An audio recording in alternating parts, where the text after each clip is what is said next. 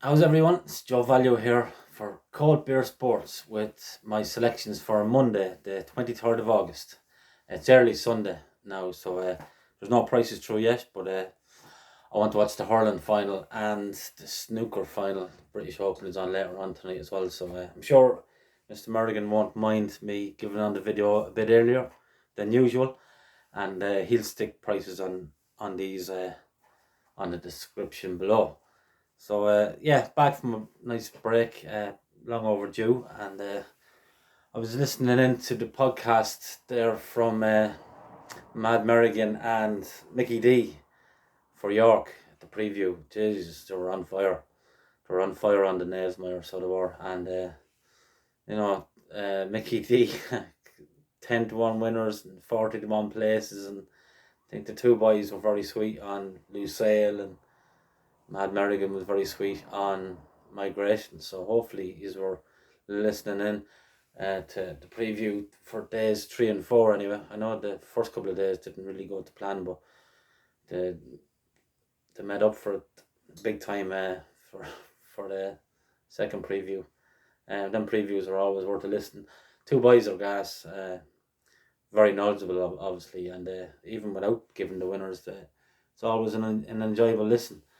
But I'm going to try and crack on here now with a few winners for tomorrow because there's four of them. So we're busy. And it's the 3:30 in Chepstow.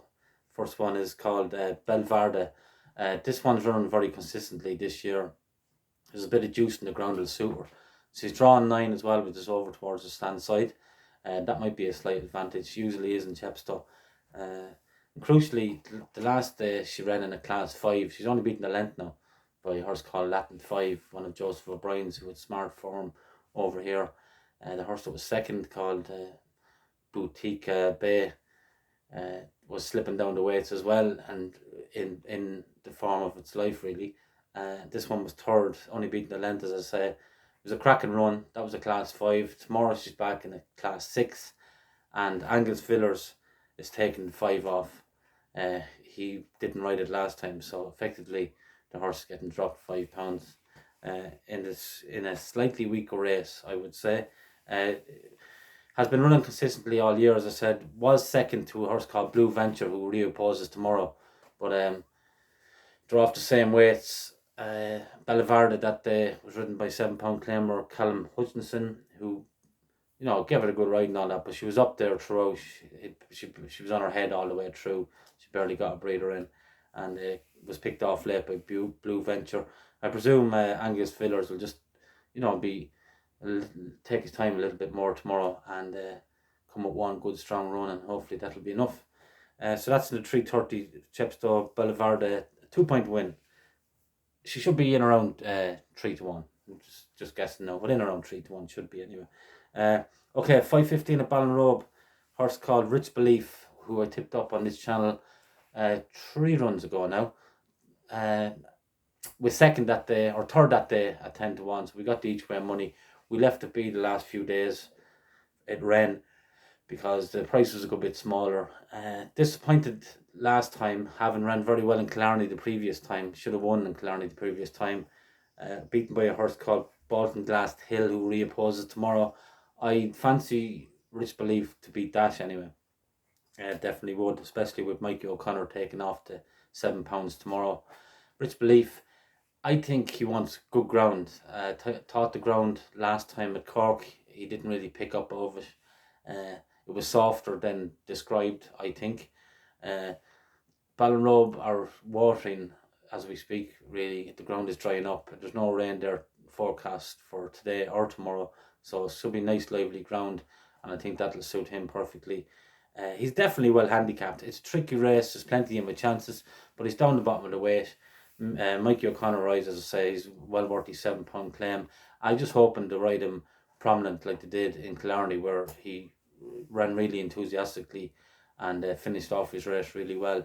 If they ride him like that again and he takes the same kind of interest, I think he'll take plenty of beating. He should be around 6-1, in around 6-7-1. I'm not sure, but he's probably worth a pint each way. Hopefully he runs to what he's capable of, and if he does, he should be thereabouts. So the 5:45 of Ballinrobe, mare by the name of Sweet Street, trained by Roger McGrath. Paul Townend takes the ride. She wants kind of goodish ground as well, I would say. She ran very well behind a horse called Royal Illusion in Leopardstown, over 2.5 mile. She was second. The horse that was third, Aaron's Benefit, reopposes tomorrow. She held him well. She held Aaron's Benefit well that day. I don't see any reason why she shouldn't beat it again. It's a mare's race. She's back to her own sixth. Look, she's kind of, I wouldn't say she's moderate. She's decent enough. She's no world beater. And tomorrow I think is a great chance. Interestingly, she's coming back from a 91-day break. Her best run so far last year, or this season, was coming back from a 91-day break in that Royal Illusion race. The last time she ran she was third in Tipperary. The ground was kind of boggy and she didn't really pick up over, but she travelled okay. I just think back to 2 mile 2 tomorrow, she should have every chance. She should be in around the 5-2 mark. I don't know.